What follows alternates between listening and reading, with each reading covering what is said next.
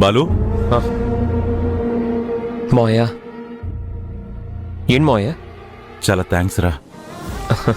నాకు థ్యాంక్స్ చెప్తున్నావు ఎందుకు మోయా? ఎప్పుడూ సంక్రాంతి ఇక్కడే జరుపుకునేవాళ్ళం.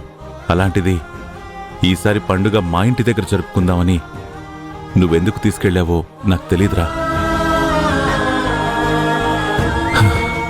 వేద నిశ్చితార్థంలో అనుకోకుండా జరిగిన గొడవ వల్ల మీ అత్తయ్యలిద్దరి మధ్య దూరం పెరిగింది. ఆ విషయం వాళ్ళిద్దరూ పట్టించుకున్నట్టుగానే ఉన్నారు, కానీ పెరిగిన దూరం మాత్రం అలాగే ఉంది.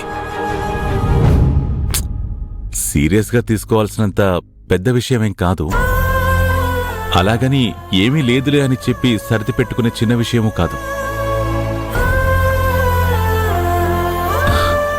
2 భోగి మంటలు ఏర్పాటు చేశారంటేనే అర్థమవుతోంది కదరా. పండగ ఇక్కడే చేసుకుని ఉంటే గనక ఖచ్చితంగా గొడవ జరిగేదిరా.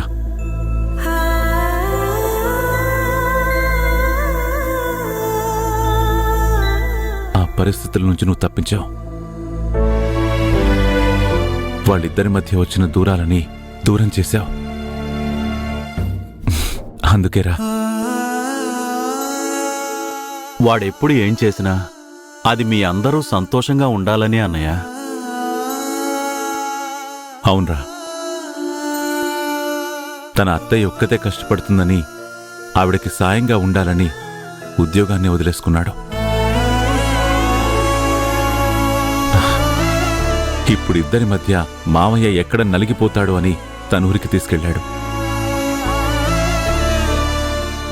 కడుపున పుట్టిన నా కొడుకు కూడా ఇలా లేడురా.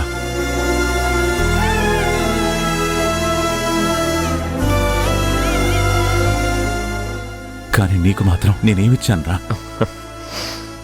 మోయా, నేను పలానా అని చెప్పుకునే గౌరవాన్ని ఇచ్చారు, ఇంతకంటే ఏమివ్వాలి?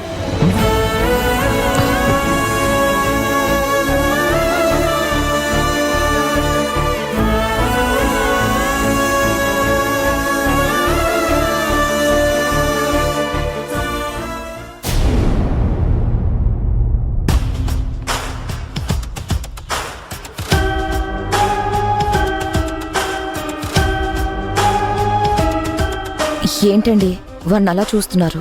వీడి చేసిన ఘనకార్యానికి ఏనుగులు పెట్టి గజమాల వేసి ఊరందరికీ భోజనాలు పెట్టించమంటావా? బావా, నోరు ముయ్యరా. అరిస్తే అర్థం ఉండాలి, పౌరుషం పడితే ఫలితం ఉండాలి. నీ అరుపులకి అర్థం లేదు, నువ్వు చేసుకొచ్చిన పని వల్ల ఫలితం లేదు.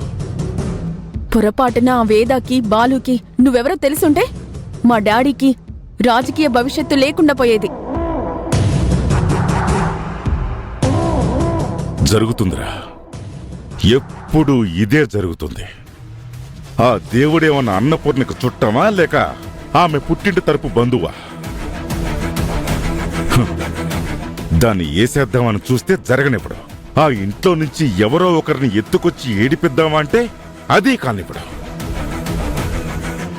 నాకు ఇంకొక అవకాశం ఇవ్వవా? ఇక అవకాశాలు తీసుకోవాల్సిందే నువ్వు, నేను, మీ అక్క కాదురా,